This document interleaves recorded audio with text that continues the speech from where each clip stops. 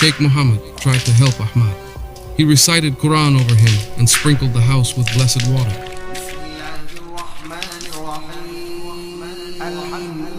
But nothing changed. In fact, things got worse. The night that changed everything was a moonlit night in late winter. Ahmad woke up in the middle of the night and left the house without saying a word. His wife followed him from a distance and was shocked by what she saw. Ahmad was walking toward the ruins, but his gait was strange. He was floating above the ground instead of walking on it. He reached the old well, which now had its stone cover completely open. He stood on the edge of the well and began speaking with something in the depths. Yes, my lord, I will do as you command. Blood will flow, and the village will be yours. Fatima realized that her husband was no longer her husband. The Ifrit was controlling him, preparing to use him to harm the village. She ran to Sheikh Mohammed's house and told him everything. The Sheikh gathered the village men, and they carried Qurans and swords. They arrived at the ruins just in time. Ahmad was now standing on the edge of the well, his eyes glowing with red fire. From the well, black smoke was rising and sounds of terror filled the air. "Ahmad!" shouted Sheikh Mohammed. "Come to your senses. This Ifrit is destroying your soul." But Ahmad laughed a laugh that wasn't human. Ahmad died weeks ago. I am now servant to the great master, guardian of the desert's treasures. The Sheikh began reciting verses from the Quran, and the other men joined him. The sacred words began affecting the Ifrit.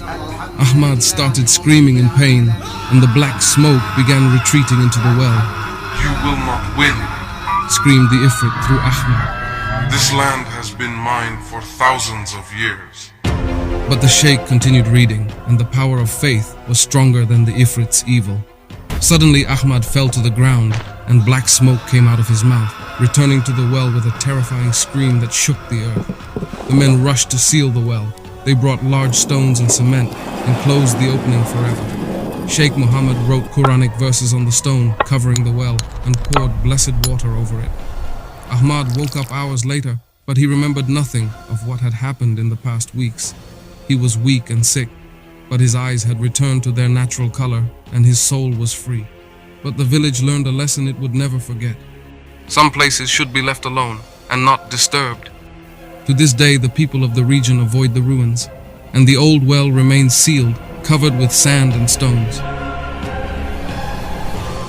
But on stormy nights, people say you can hear the voice of the Ifrit from beneath the earth, screaming and cursing, waiting for another chance at freedom.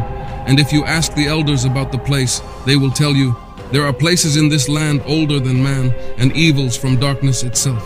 The wise man avoids them, and the fool, please don't try to mess with them. This was the story of